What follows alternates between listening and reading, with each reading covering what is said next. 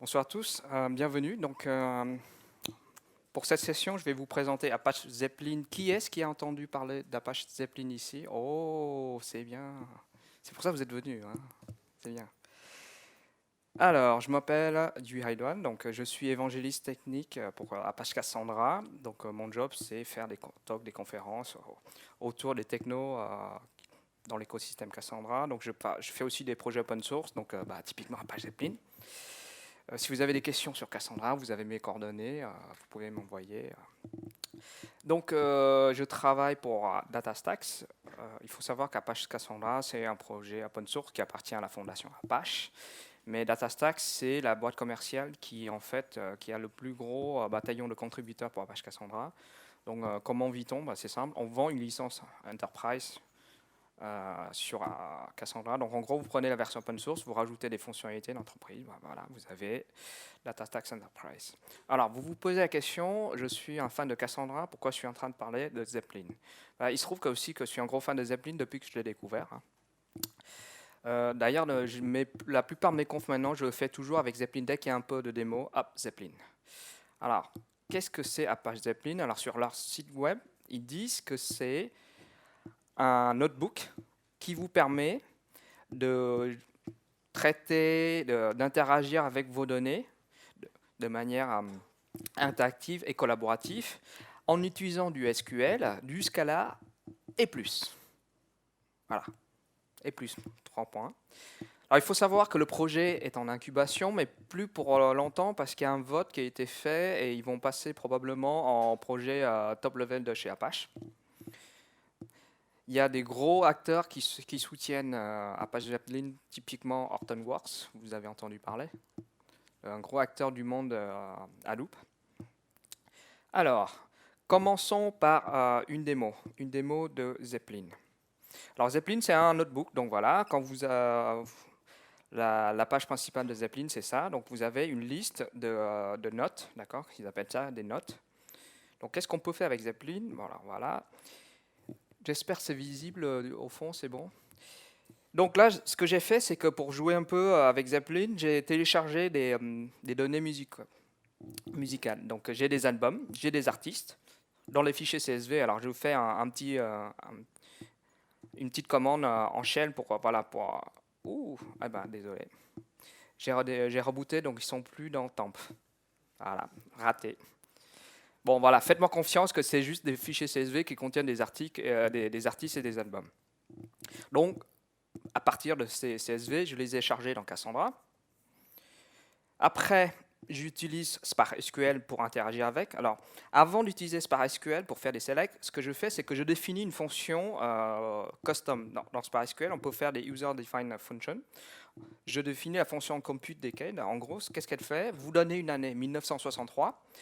La fonction vous retourne la décade, d'accord? La décennie associée. Donc 1963, c'est 60-70. Voilà. C'est très très simple. J'enregistre dans Spark SQL ma table Cassandra, donc elle se trouve dans le schéma musique et la table artiste. Je l'enregistre comme table artiste temporaire dans Spark SQL. Et pareil pour la table album, d'accord? Et une fois que j'ai fait ça, qu'est-ce que je peux faire avec? Je peux faire des requêtes en pur Spark SQL. Alors, la requête peut être très très volue. Typiquement, je fais une jointure entre artiste et album, avec la clé jointure étant le nom de l'artiste. Je vire tous les artistes qui n'ont pas de pays. En gros, le but, et puis j'ai un group by, des cadres, etc., puis avec une close having. Donc c'est assez, c'est assez complexe. Et le but de cette requête, pour résumer, c'est pour chaque décade, pour chaque décennie et pour chaque pays, je voudrais un comptage, le nombre d'albums qui ont été sortis, d'accord, qui ont été créés. Donc si je clique sur ce bouton Play, ce qui va se passer, c'est que Spark SQL va commencer à démarrer, il va lire les données dans Cassandra, et après, il va ramener en mémoire, il va faire sa jointure, son groupe by, son wrapping. Et voilà, donc voilà, on a des données. Très bien, la décennie, le pays, et puis le nombre d'albums. Mais je peux visualiser ça sous forme de graphe. Alors ici, j'ai un groupe, j'ai un affichage par décennie, d'accord? Donc on a plus d'albums en 2000-2010 que dans les années passées. Je peux décider de faire un group by country, donc groupé par pays plutôt que par décennie. D'accord. Donc là, effectivement, on voit que c'est aux États-Unis qu'on a plus de titres. Mais je peux faire combiner, j'ai deux niveaux de group by possible, groupé par pays, puis par décade. Ou le contraire, c'est je groupe par décade, puis par pays. Hop, et voilà. Cool. Donc ça, c'est j'utilise par SQL pour taper dans mes données dans Cassandra, mais je peux aussi utiliser pour Zeppelin pour requêter directement dans Cassandra. Donc, voilà. Alors là, ici, j'utilise la nouvelle feature de Full Text Search dans Cassandra qui vient d'arriver. Donc typiquement, je demande à Cassandra, dis-moi Cassandra, donne-moi tous les albums dont le titre contient le mot M, MMA, qui ont été sortis en France entre 70 et 2010. Alors, voyons voir. Bah, voilà, donc, alors le fait que vous avez des pourcentages, bah, en gros, ça prend MMA, tout ce qui contient AIM. Ou sinon, si je veux vraiment du full text search, je peux faire, alors belle et dense. Si je fais ça, il va chercher tous les albums. Ah bah non. Alors juste dense. Tous les mots qui contiennent dense. Mais alors, il réduit à la racine du mot, donc dense ou dense avec un S, danser. Tous ces mots-là font partie de la racine dense. Donc ça, c'est du vrai full text search, d'accord. Donc voilà, je vois qu'avec Zeppelin, je peux faire du Cassandra, du Shell, qui n'a pas marché, et du Spark SQL. Bon, très bien. Alors, l'architecture de Zeppelin, ce qu'il faut savoir, c'est que côté front, Zeppelin a été fait avec du AngularJS, Tutor Bootstrap pour le style, d'accord, et NVD3, qui est en fait un repackaging de D3JS pour avoir des graphes un peu plus facilement. Côté backend, donc Zeppelin tourne en une JVM, c'est une techno Java. Le serveur, c'est juste un serveur web classique. Il expose deux interfaces, une interface REST pour pouvoir créer une nouvelle note, etc. Et une interface WebSocket pour renvoyer faire du push côté serveur à chaque fois que les résultats sont calculés côté serveur. Mais par lui-même, en fait, Zeppelin ne fait pas grand-chose. C'est juste en fait, il joue le rôle de chef d'orchestre. Le vrai travail, il est fait ce qu'on appelle par des interpréteurs. Donc Zeppelin, on peut démarrer différents interpréteurs, un pour chaque technologie. Donc on a un interpréteur pour Spark, pour Cassandra, pour Apache Flink, etc., etc. Donc la liste n'est pas exhaustive ici, évidemment. Alors ça démarre dans une JVM différente. Pourquoi? Parce que à cause des problèmes de conflit de version de librairie. Typiquement, Spark va tirer une version de Guava X et Cassandra va tirer une version de Guava Y. Si on démarrait tout dans la même JVM, bonjour les dégâts. Et également aussi pour une question de stabilité, parce que imaginons que j'étais trop gourmand, j'ai remonté des millions de données dans la JVM de Spark et ça explose. Ça va pas, le fait que ça tourne dans une JVM différente ne va pas impacter la stabilité du serveur Zeppelin lui-même. Donc, voilà le choix d'architecture. Alors, on va voir maintenant les éléments graphiques dans Zeppelin. Alors, dans Zeppelin, dans une note, vous avez plusieurs paragraphes. Donc ça, c'est un paragraphe, ça, c'est un autre paragraphe, ça, c'est un autre paragraphe. Chaque paragraphe donc, a un ID, d'accord, ici. Bon, voilà, c'est un nombre généré. On peut cliquer sur Play pour les faire, pour les exécuter. On peut les configurer, typiquement, on peut les déplacer les uns par rapport aux autres. Alors, comme Zeppelin utilise le tutor Bootstrap, il utilise également le système des colonnes, donc en éléments en 12 colonnes. Donc si je mets ça à 6 colonnes, donc vous voyez qu'il se réduit automatiquement. Et si je mets celui-là à 6 colonnes, il va se réorganiser automatiquement. Au niveau, donc pour chaque paragraphe, vous avez le code source qui est ici et le résultat de l'exécution du code source. En l'occurrence, ici, c'est du Markdown.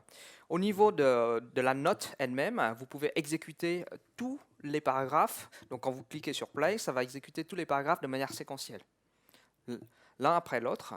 Après, on peut, alors pour ne pas perdre son travail, parce que voilà, je me suis pris la tête à faire du code et tout, on peut exporter le contenu de mon paragraphe dans un fichier JSON, d'accord, pour ne pas le perdre. Et une fois qu'on a, alors on peut cloner aussi, etc. pour faire un test. Et pour pouvoir réimporter, en fait, il y a un petit bouton ici pour réimporter, d'accord. Alors il faut savoir que soit vous réimportez depuis le disque, ou alors vous pouvez partager carrément les URL postées sur Internet. Voilà. Qu'est-ce qu'il y a d'autre à dire? Alors, une fonctionnalité que peu de gens utilisent, mais très sympa, c'est le scheduler. D'accord? Donc, dans Zeppelin, vous pouvez dire, bah, ma note, je voudrais l'exécuter toutes les X temps avec une expression une syntaxe cron. D'accord? Donc ici, j'ai, alors qu'est-ce que c'est? J'ai un écho, donc c'est du shell. J'affiche la date courante, 18h20, 24, très bien. Voici la syntaxe cron pour une exécution toutes les 5 secondes.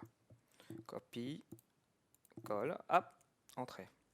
Donc ça veut dire que maintenant, toutes les 5 secondes, mon temps va être mis à jour. Voilà, 45.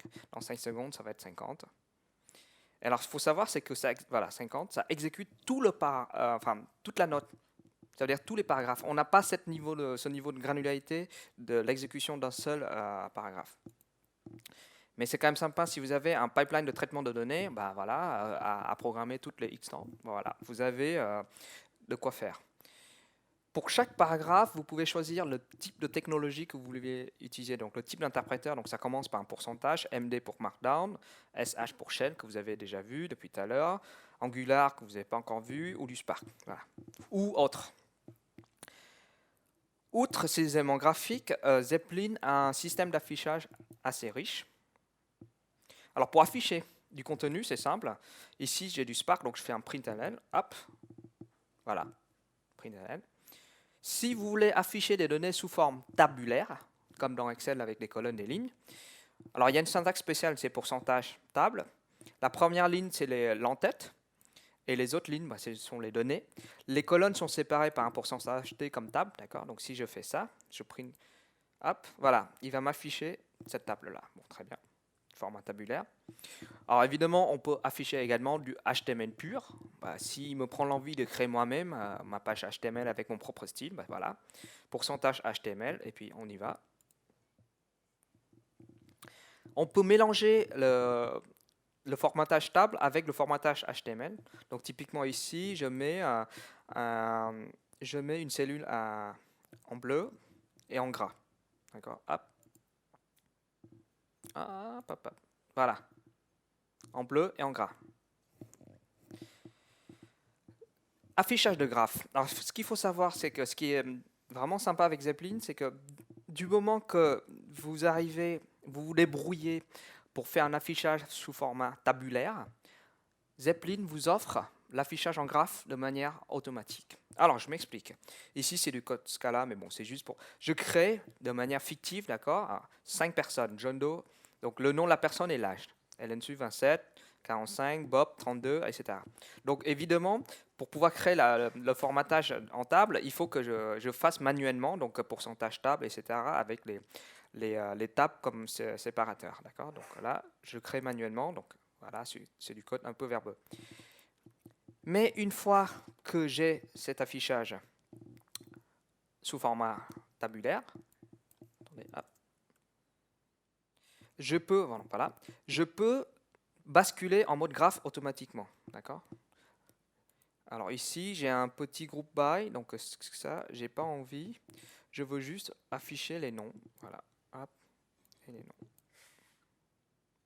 Donc là, effectivement, sous format graphe, ici, il n'y a pas vraiment d'intérêt. Alors en plus, ce qui est bien, c'est qu'une fois que c'est affiché sous format graphe, je peux faire de group by. Alors le group by, il se fait sur les données qui sont déjà côté client. D'accord, il n'y a pas de magie, hein. Il n'y a pas de group by côté serveur. C'est je ramène 50 lignes, bah, je fais mon group by sur mes 50 lignes. Quoi. Ici, je ramène 5 lignes, donc je fais mon group by sur les 5 lignes. Donc group by quoi? Groupé par H, et je veux compter le nombre de personnes. Voilà. Donc j'ai 3 personnes qui ont 27 ans, 2 personnes qui ont 32 ans et une personne qui a 45 ans. Donc je peux afficher sous forme voilà, de pie chart, etc. etc., etc. Donc ça, c'est sympa. On a, alors vous avez, alors qu'est-ce que c'est ça? Les modes de vue. Donc ici, vous avez la vue classique par défaut développeur, qu'on appelle ça le mode défaut, c'est le mode développeur parce qu'on a accès au code source. On peut basculer en mode simple, tac, ou en mode report. Pouf, d'accord. Et là, en fait, en mode report, vous n'avez plus de code source, vous n'avez que le résultat de l'exécution du code source. En plus, les paragraphes ont été fusionnés, donc on ne voit plus vraiment de frontières. Mais le problème, c'est que vous dites, ouais, ça c'est cool, ça veut dire que je peux donner ce bout de code à mon fonctionnel, comme ça il va jouer un peu avec. Mais attention, le problème c'est que lui, s'il bouge sa souris ici, hop, il repasse en mode développeur et il va vous changer votre code source. Chose que vous ne voulez pas forcément. Donc il y a une astuce pour éviter ça. Mais avant, je vous montre les formulaires dynamiques. Vous avez remarqué déjà que j'ai des espèces de input text ici. Alors en fait, au lieu de coder une valeur en dur, Zeppelin vous propose une syntaxe pour exporter la variable dans un formulaire. Donc ici, la syntaxe c'est $, le label du input text égale à une valeur par défaut, d'accord. Donc ça marche avec du Markdown. J'exécute. Donc là, si je fais Toto, tape Entrée, voilà, Toto, d'accord. Vous vous dites très bien, mais c'est un peu, on va dire, artisanal et c'est un peu sommaire parce qu'effectivement, bah, c'est sympa d'avoir un input text, mais dans la vraie vie de la vraie vie, on n'a pas que des input text, on a des drop-down, on a des checkbox, on a des calendars, etc. Donc c'est un peu limité. Alors, heureusement, il y a une pull request qui a été faite, donc j'avais fait la pull request pour que vous puissiez créer, donc là c'est du code Angular, vous créez votre propre formulaire en pur HTML. Et vous allez utiliser des fonctions Angular pour binder les valeurs, pour les pousser dans un paragraphe. Donc ici, j'ai mon paragraphe, par exemple, du Markdown. J'ai des variables super-héros et power, d'accord. Donc le super-héros, blablabla, a tel pouvoir. Donc ici, effectivement, formulaire dynamique. Mais moi, je n'ai pas envie d'utiliser le formulaire dynamique intégré de Zeppelin. Je voudrais concevoir mon propre formulaire avec mon look and feel. Donc, ce que je fais, c'est que je fais dans un paragraphe différent, mais juste que sur le click, et où le on-click là? C'est du Angular. Hein. Donc, ng-click, je vais binder la valeur super-héros vers ce paragraphe-là parce que j'ai son ID ici, d'accord? Tac. Je vais binder la valeur du pouvoir. Alors, c'est pas pouvoir, c'est power. Déjà. Hein. Et je vais runner le paragraphe en question. Donc, voyons voir comment ça marche. Là, c'est mon formulaire. Donc, Superman, qu'est-ce qu'il a comme pouvoir? Il peut voler. Voilà, tac, voyez, en bas. Du coup, là en bas, le formulaire dynamique n'a plus lieu d'être parce que j'ai déjà créé un formulaire custom avec mon look and feel, etc. Après, je reset, tac, et voilà. Et le dernier truc donc, je voulais vous parler, donc l'export en iframe. Alors, l'idée, c'est de se dire, voilà, moi, j'ai mon beau graphique, ma belle table, mais je veux pas que j'ai un formulaire dynamique que je peux changer, mais je veux pas que mon fonctionnel change mon code source.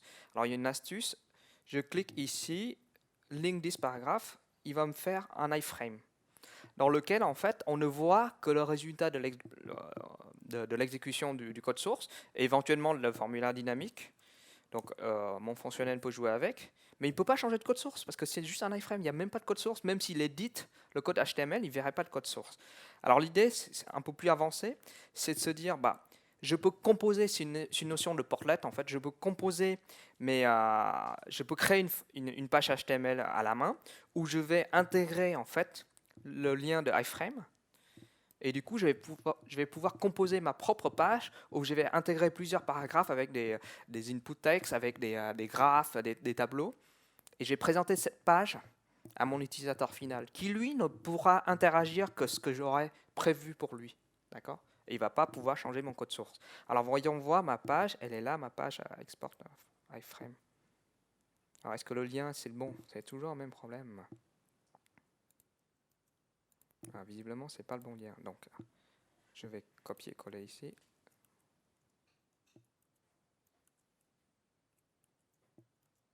Ah oui, voilà, effectivement, le lien n'est pas bon. Voilà, d'accord? Donc là, il va pouvoir changer. Alors que ça, c'est un film sur l'âge. Donc là, si je prends 20 ans, j'aurai tout le monde. Mais ce qui est intéressant aussi, c'est que l'interaction, elle se fait en bidirectionnel. Ça veut dire que moi, côté dev, j'ai dit, tiens, tu vas voir, au lieu d'avoir un tableau, tu vas voir des bar charts. Et bien lui, il va avoir des bar charts.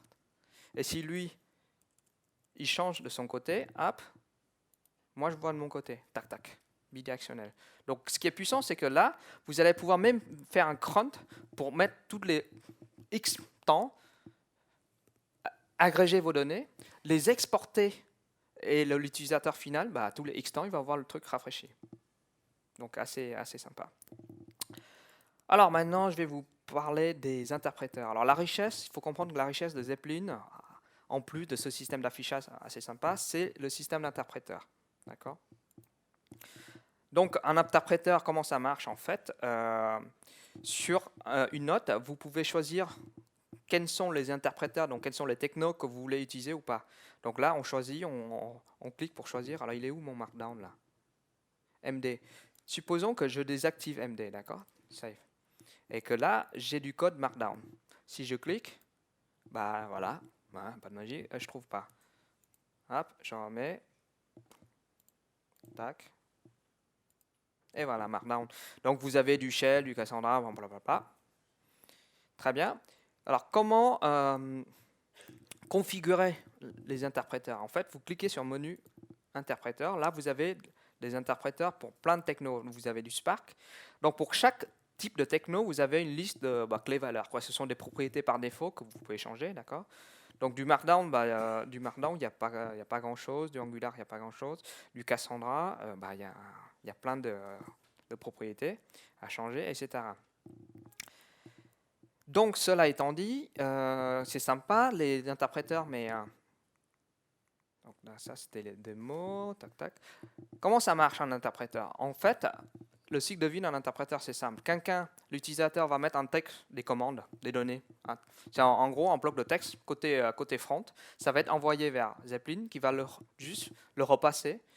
À l'interpréteur, il ne va rien modifier. Et c'est à l'interpréteur d'exécuter ce code source et retourner le résultat. D'accord ? Donc par défaut, Zeppelin, à l'origine, a été créé avec ces 4 interpréteurs-là, du Shell, du Markdown, Angular et Spark. Mais avec la communauté qui grossit, maintenant, on a une liste longue comme un bras d'interpréteurs. Donc, il y a Cassandra, l'interpréteur que j'ai fait, mais il y a aussi un pour Elasticsearch, un pour Apache Flink, un pour du JDBC. Ça veut dire que si vous avez une base SQL, n'importe laquelle, vous branchez Zeppelin dessus, vous configurez les IP, les ports, terminé, tac, tac, tac, vous faites du select dedans. Voilà. Donc ça, c'est vraiment sympa. Configuration, sélection, donc j'ai montré. Maintenant, comment créer son propre interpréteur, d'accord ? Vous dites, ça c'est génial, mais maintenant j'ai une techno dont il n'existe pas encore d'interpréteur pour Zeppelin, mais moi j'aime bien le concept de pouvoir interagir sur un notebook. Donc comment je peux créer un interpréteur ? C'est simple. Étendre la classe de base interpréteur. Donc vous faites une myInterpreter extend la classe de base. L'enregistrer dans un bloc statique. Je n'ai pas compris pourquoi en 2016 on utilise ça, mais ne me demandez pas pourquoi. C'est pas moi qui a codé ça, c'est les gens d'origine, d'accord ? Donc voilà. Il y a des Jira pour virer ce truc-là. En option, on peut définir quelques paramètres par défaut. Voilà, vous avez un property builder, donc d'accord, property 1, value 1, etc. Alors à quoi correspondent ces properties ? C'est ça. Voilà, c'est la liste des propriétés par défaut. Bon, voilà. Donc ça, on a créé un interpréteur. Après, il faut le déclarer. Parce que si on le crée, mais on ne le déclare pas à Zeppelin, il ne va pas comprendre. Donc, deux façons. Soit on le déclare en dur, d'accord ? Donc ça, on n'est pas gentil avec les autres. On va pourrir le code source de Zeppelin. Donc il est là. Enfin, je dis ça, mais tout le monde le fait. Donc il a une classe Zeppelin config avec une enum. Et dans cette enum, il y a une valeur, donc une variable Zeppelin interpreter avec, regardez la liste de tous les interpréteurs. Regardez, c'est long comme un bras, d'accord ? Donc là, il suffit de venir squatter la place pour rajouter le vôtre. Bon, très bien. Mais ça veut dire que là, si vous faites ça, c'est-à-dire à chaque bulle de Zeppelin dans le master sur GitHub, tout ça va être disponible. Alors si on a un interpréteur qui est une techno qui est très utilisée du type du Spark, oui, alors on le met ici. Si vous êtes gentil, vous dites, bon là, j'ai pas envie de pourrir les petits copains, il y a une deuxième façon de faire, c'est éditer le fichier de conf et rajouter votre interpréteur que personne ne connaît ici. Et du coup, au runtime, là, Zeppelin, il va charger au runtime, il dit, tiens, tu m'as dit qu'il y a une classe, donc je vais la charger. D'accord ? Et souvenez-vous, le bloc statique, en fait, ça sert à ça qu'à un moment donné, hop, par magie, l'interpréteur se déclare lui-même, et après, cette liste-là va être utilisée pour le retrouver.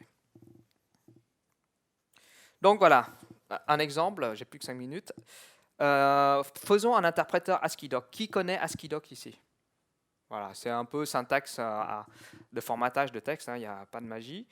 Bah, qu'est-ce que c'est un interpréteur ASCII-Doc? C'est simple. Le front envoie à Zeppelin un bloc de texte qui forward à ASCII-Doc, qui va transformer en HTML, puis qui retourne. Voilà, c'est tout. Donc voyons voir comment ça marche, ce code source. Donc, comme promis, alors évidemment, il n'y a pas de magie dans la vie. Pour pouvoir faire du ASCII-Doc, je tire la lib ASCII-Doctor J. Ah, d'accord, ça c'est dit. J'ai toujours mon bloc statique que j'aime bien. Alors, il y a deux méthodes à implémenter, open et close, pour initialiser en fait la première fois. Donc là, je crée une instance de ASCII-Doctor ici, je le shutdown. Et une méthode vraiment importante à implémenter, interprète. Je reçois un bloc de texte en entrée avec le contexte de l'interpréteur qui contient des variables d'environnement, typiquement le numéro du paragraphe dans lequel je suis, l'ID de la note, etc. Mais ici, en fait, c'est simple. J'utilise ma lib ASCII-Doctor, je fais un convert de la chaîne de caractères en entrée, ça me donne un HTML en output que je retourne. Terminé. Deux lignes. Deux lignes. Alors, est-ce que ça marche? On va voir. Donc, ici, ça, c'est la syntaxe ASCII-Doc, d'accord? Alors, je vérifie que j'ai bien activé ASCII-Doc. Ah ah! Sinon, c'est malo. Donc là, pourcentage ASCII-Doc. Je colle mon code source ASCII-Doc. Je clique sur Play. Alors, la première fois que je clique sur Play, c'est un peu lent. Pourquoi? Parce qu'il démarre une JVM. Souvenez-vous le schéma d'architecture. Mais au deuxième clic, c'est terminé. La JVM étant démarrée, c'est rapide. Donc là, effectivement, j'ai mon formatage ASCII-Doc. Bon, c'est très bien, mais bon, c'est vraiment, on dirait un Hello World, c'est ultra simple. Mais est-ce qu'on peut faire quelque chose de plus évolué? Oui, on peut faire quelque chose de plus évolué. Alors, je me suis mis à l'exercice un interpréteur pour Cassandra. Alors là, le challenge, c'est pas juste je prends le bloc de texte et je le balance en Cassandra. Parce qu'en fait, si vous balancez toutes les instructions insert, update, delete, select, il va dire non, je ne comprends pas. Parce que Cassandra, là, le driver, il exécute les instructions, les requêtes une à une. Donc il y a le premier challenge, c'est de pouvoir les découper, d'accord? Les séparer à chaque insert. Et chacune des requêtes doit être exécutée contre un cluster Cassandra. Le résultat retourné va être transformé dans un formatage joli, et puis on retourne au front. D'accord? Alors, ce qui est intéressant, c'est que comme je contrôle le cycle de vie de mon interpréteur, ça veut dire que j'ai la main sur tout le cycle de vie, je peux intercepter le bloc de texte en entrée, je peux créer mes propres commandes à moi.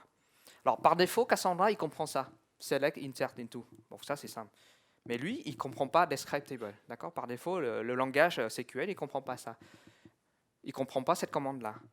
Et comme moi, j'ai la main sur l'interpréteur, je dis, tiens, c'est pas grave, j'ai mon parseur syntaxique. Et dès qu'il voit un describe table, je vais contacter le driver pour récupérer les métadonnées de la table et l'afficher. C'est tout. Et je peux faire des options en plus pour faire plein de commandes supplémentaires pour faire du prepare statement, etc. Donc voyons voir en action ce machin-là. Alors ici, j'ai du Cassandra. Si je tape help, donc voilà, je voudrais de l'aide interactive sur l'interpréteur Cassandra. Ah voilà, j'ai un menu avec toutes les commandes à expliquer, etc. Alors, vous aurez remarqué ce menu-là, c'est fait avec du style Bootstrap. Alors comment j'ai fait ça? Alors quelle est la magie? C'est quoi le look and feel, etc. Il n'y a pas de magie. Il suffit de faire côté interpréteur, en fait, c'est un template HTML. Voilà, je génère tout le contenu HTML que je balance. Plah. Parce qu'en fait, vous pouvez faire n'importe quoi. La sortie, vous pouvez faire du pur HTML si vous voulez. Donc, vous pouvez mettre votre propre librairie JavaScript si vous voulez. Donc voilà, si je fais un help, si je fais un describe, bon, vous aurez compris, un describe table, etc., il va faire le formatage comme il faut.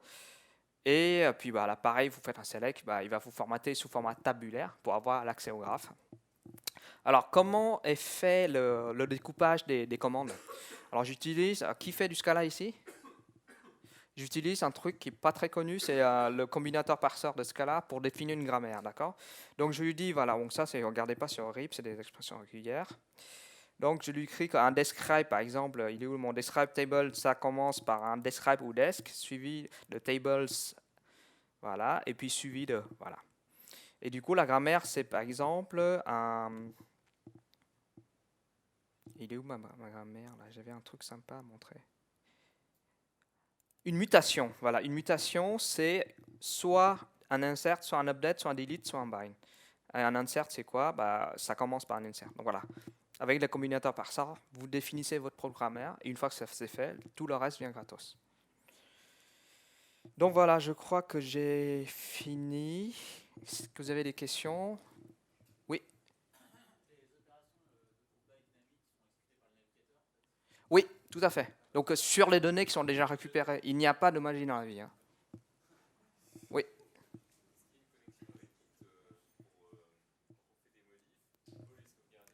Alors, il y a ce bouton-là. Il est où le bouton?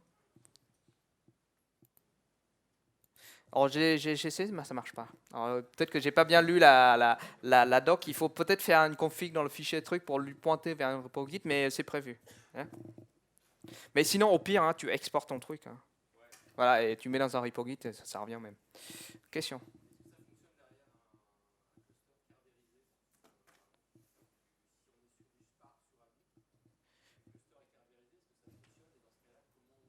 Alors, il faut dans la conf de ton Spark, il faut, bah, tu donnes l'IP ici, mais du coup, toutes les règles de firewall, c'est à toi de gérer, quoi. Il n'y a pas de magie. Hmm. Le quoi? Alors, il y a un. Alors, c'est une bonne question. On va aller. J'ai le réseau. Oui, j'ai le réseau. Mort. Voilà, Kerberos. Ah non, c'est pas la dernière. Latest. Attends, docs. Il y a une doc pour Kerberos où en fait, voilà, Kerberos. Alors, il y a de l'authentification Shiro qui a été committée. Il y a du. Alors, il est où? Authentication Security Overview. Je crois qu'il y avait aussi des trucs qui ont été faits sur Kerberos. Je n'ai pas suivi très finement, mais il y a un truc qui a été fait pour Kerberos pour sécuriser Zeppelin. Mais c'est un travail qui est encore d'être en train de finaliser. Donc, c'est pas encore totalement propre, sec. C'est un projet en incubateur, hein, en même temps. Mais voilà, c'est très prometteur pour l'avenir. Donc, une fois qu'ils auraient fini toute la couche sécurité, je pense que voilà, on va pouvoir le mettre en prod. D'autres questions? Oui, là-bas.